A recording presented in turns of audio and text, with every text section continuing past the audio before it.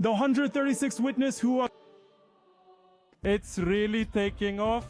It's soaring high. Mr. President Trump comes and states that I want one like the Shahed-136. They build their version, and he complains it's too expensive. He says, build it like the Iranians do. A bird, what exactly does that mean? It means that when it flies, it completely grinds them up. The mocking was public. The message was deliberate. As Iran flaunts its drones on state television, the Revolutionary Guard is openly taunting U.S. President Donald Trump and issuing an open challenge to Washington. This isn't just propaganda theater, it's a warning. Timed precisely as U.S. warplanes surge into Middle East skies. It began not with missiles, but mockery. On Iran's state television, during a religious broadcast meant to commemorate the Revolutionary Guard, cameras lingered on something else entirely: military drones. Engines revved, models were named, and then came the line that lit up global headlines. A masked man, identified as an IRGC aerospace officer, addressed Donald Trump directly. He mocked U.S. president's reported ambition to build an Iran-like drone. His tone was taunting, his message unmistakable. Iran believes it already won that race. The officer didn't just boast, he threatened. When this thing flies, he said, it grinds the enemy to pieces. The broadcast then showcased other models, the Shahed-129 and 191, surveillance and strike-capable drones tied to past attacks against U.S. allies. Shalom. We are very, very close to you. Witness 129, that very famous witness which possesses a 16-meter wingspan, is the same renowned witness that is capable of carrying a total of 4 smart bombs. The 136th witness who... It's really taking off. It's soaring high. Mr. President Trump comes and states that I want one like the Shahed-136. They build their version, and he complains it's too expensive. He says, build it like the Iranians do. A bird, what exactly does that mean? It means that when it flies, it completely grinds them up. Timing here is everything, because as Iran was flexing on television, the United States was flexing in the sky. Air Forces Central has launched multi-day readiness drills across the Middle East, designed to deploy, disperse, and sustain combat air power at scale.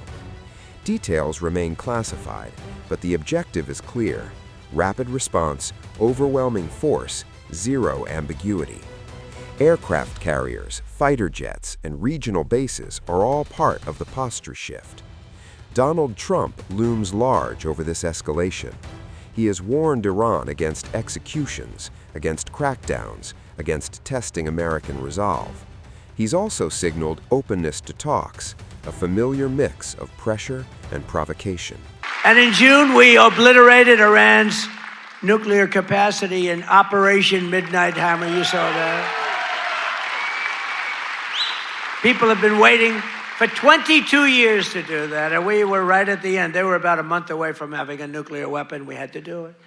And by the way, there's another beautiful armada floating beautifully toward Iran right now. So we'll see. I hope they make a deal. I hope they make a deal. They should have made a deal the first time they'd have a country.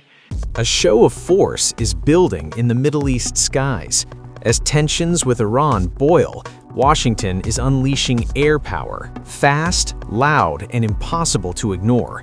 U.S. military drills are now underway, stretching over multiple days, backed by aircraft carriers, fighter jets, and a warning straight from Donald Trump to Iran. The message is clear: America is signaling muscle, and the region is watching. The United States is escalating its military posture in the Middle East. Air Forces Central has announced multi-day readiness drills designed to deploy, disperse, and sustain combat air power across the region. While details remain classified, the message is unmistakable. Washington is preparing for rapid response. At the heart of this display is a massive naval deployment.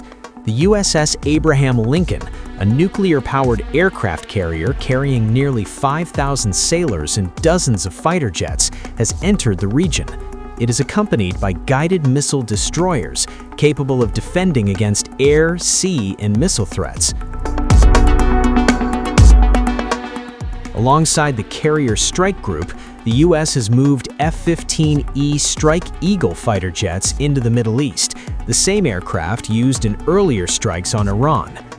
Britain has also deployed Typhoon jets in what it calls a defensive posture, adding another layer to the Western military footprint.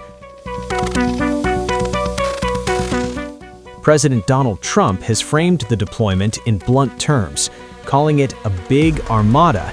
He said it is larger than past U.S. naval operations and positioned just in case.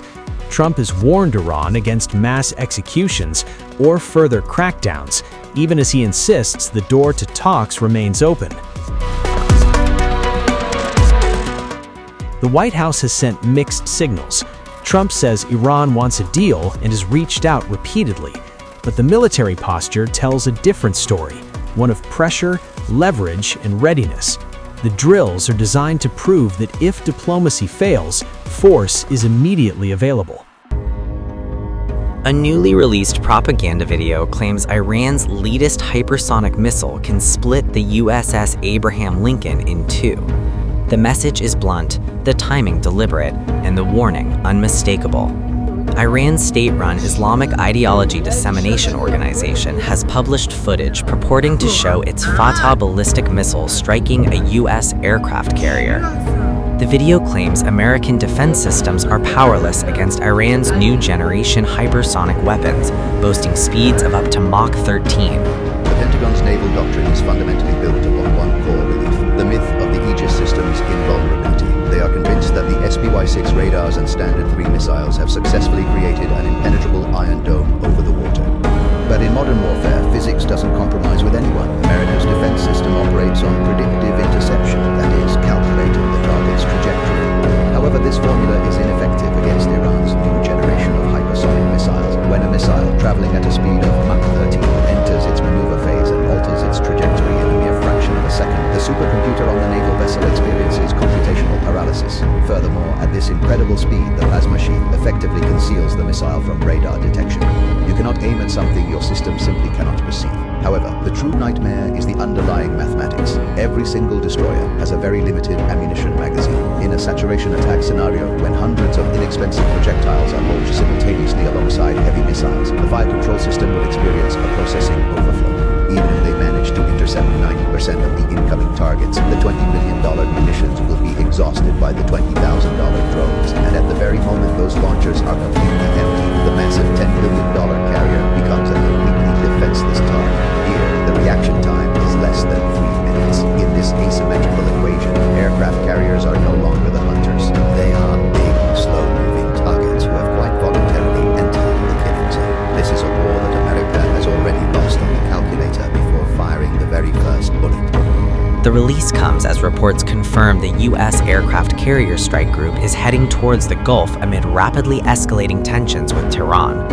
President Donald Trump says an American armada is moving into the region, describing a large flotilla deployed just in case force is required. We're watching Iran. We're watching Iran. You know, we have a lot of ships going that direction, just in case. We have a big flotilla going in that direction, and we'll see what happens. It's a big force. We have a big force going toward Iran. I'd rather not see anything happen, but we're watching them very closely. I stopped 837 hangings on Thursday. They would have been dead. Every one of them would have been hung. This is like from 1,000 years ago. This is an ancient culture. Very smart people, by the way, but it's an ancient culture. 837, mostly young men, were going to be hung on Thursday. And I said, if you hang those people, you're going to be hit harder than you've ever been hit. It'll make what we did to your Iran nuclear look like peanuts. And an hour before this horrible thing was going to take place, they canceled it. And they actually said they canceled it. They didn't postpone it, they canceled it. So that was a good sign. But we have an armada. We have a massive fleet heading in that direction. And maybe we won't have to use it. We'll see. The USS Abraham Lincoln has altered course from the South China Sea and is now sailing towards the Middle East with its strike group. That group includes Arleigh Burke-class destroyers armed with Tomahawk cruise missiles capable of striking deep inside Iranian territory. U.S. officials confirm the ships are equipped with the Aegis combat system, designed to intercept ballistic and cruise missiles and aerial threats. Despite that capability, Iran's video openly challenges Washington's defenses, portraying a direct hit on the carrier as inevitable. Behind the scenes, diplomatic and military coordination is intensifying. U.S. Special Envoy Steve Witkoff says an American delegation met Israeli Prime Minister Benjamin Netanyahu to discuss Gaza and broader regional issues. According to Witkoff, the talks included senior White House advisors and focused on next steps in continued regional cooperation. Israeli media reports now suggest the United Arab Emirates, Jordan, and the United Kingdom could support U.S. military operations if conflict erupts. That support would reportedly include intelligence sharing, logistics, and participation in intercepting Iranian missiles or drones. The report says those defenses would protect Israel, U.S. bases, and strategic sites across the region. Iranian commanders are responding with explicit threats. Ali Abdullahi Ali-Abadi warns that any attack would turn every U.S. base in the region into a legitimate target. Revolutionary Guard Commander General Mohammad Pakpour says Iran is more ready than ever, with forces on hair-trigger alert. He warns Washington and Israel to avoid miscalculation as military assets converge and rhetoric hardens. A chilling warning from Iran, delivered not in words but in action-packed video. Iran's Revolutionary Guard has released close-up video of a U.S. aircraft carrier, the USS Abraham Lincoln, accompanied by a blunt threat. There is no benefit to hiding, the IRGC said. Iran says the footage is not new, but the message is. This is a signal of readiness, not a record of a current operation. The Revolutionary Guard says it is prepared to strike U.S. aircraft carriers if war breaks out, pointing to attacks carried out by Iran-aligned forces, including Yemen's Houthis, as precedent. The warning comes as American warships move toward the Middle East amid rising regional tensions. On Saturday, the head of Iran's Revolutionary Guard Corps escalated the rhetoric further. IRGC Commander General Mohammad Pakpour said the force is, quote, more ready than ever, finger on the trigger. Pakpour said the IRGC is prepared to carry out any order issued by Iran's supreme leadership. His remarks were reported by Iran's Noor news outlet and confirmed by the Associated Press. The general also warned the United States and Israel to avoid what he called any, quote, miscalculation. The warning follows another statement last week by an Iranian ambassador who accused Washington and Israel of fueling political destabilization and unrest inside Iran. The confrontation comes amid weeks of massive anti-regime protests across Iran and a violent government crackdown in which the Revolutionary Guard has played a central role. President Donald Trump has openly backed Iranian protesters, increasing pressure on Tehran. Israeli Prime Minister Benjamin Netanyahu has also voiced support, saying Israel is closely monitoring events inside Iran. Netanyahu added that if Iran were, quote, liberated from the yoke of tyranny, Israel would be ready to be a partner in peace. With American carriers approaching, Iranian drones on display, and warnings growing sharper by the day, the standoff is entering a dangerous phase. A message from Tehran that leaves little room for misunderstanding and even less room for error. Iran's supreme leader has gone underground.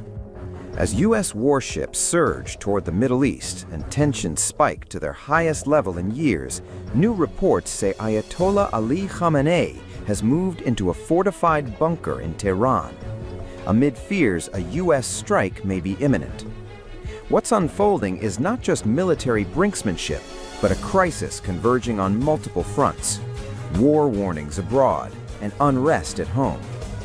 According to Tehran International, citing two informed sources, Supreme Leader Ayatollah Ali Khamenei has relocated to a heavily fortified underground shelter in Tehran. The complex is described as a wartime facility with interconnected tunnels designed to withstand potential attacks. The report adds that Khamenei's third son, Masoud Khamenei, has assumed day-to-day control of the Supreme Leader's office, acting as the main channel of communication with Iran's executive leadership. The move comes as tensions between Tehran and Washington escalate sharply. Earlier, U.S. President Donald Trump said a powerful American naval armada was heading toward the Middle East. Speaking aboard Air Force One, Trump said the deployment was being made just in case he decides to act against Iran. U.S. Navy officials have confirmed that the aircraft carrier USS Abraham Lincoln and multiple guided missile destroyers are currently positioned in the Indian Ocean. They are expected to reach the Middle East in the coming days. Additional air defense systems are also being repositioned, likely to protect U.S. and Israeli air bases. Britain has also entered the picture. The UK has announced it will deploy RAF Euro Typhoon jets to Qatar, following a request from Doha, as regional tensions continue to rise. Iran has responded with stark warnings. Revolutionary Guard Commander General Mohammad Pakpour said Iranian forces are more ready than ever, with their finger on the trigger, prepared to carry out the Supreme Leader's orders. A senior Iranian official told Reuters that any attack on Iran would be treated as an all-out war, warning Tehran would respond in the hardest way possible. The external standoff comes against the backdrop of deepening unrest inside Iran. Weeks of protests, sparked by economic hardship and a sharp collapse of the Iranian rial, have spread nationwide since late December. Authorities responded with a sweeping security crackdown and what activists describe as the longest and most extensive internet shutdown in Iran's history. The US-based human rights activists news agency, HRANA, reports at least 5,002 people were killed during the crackdown. That figure includes 4,716 demonstrators, 43 children, and 40 civilians not directly involved in protests. HRANA also says at least 26,541 people were arrested. Iranian authorities have not confirmed these numbers.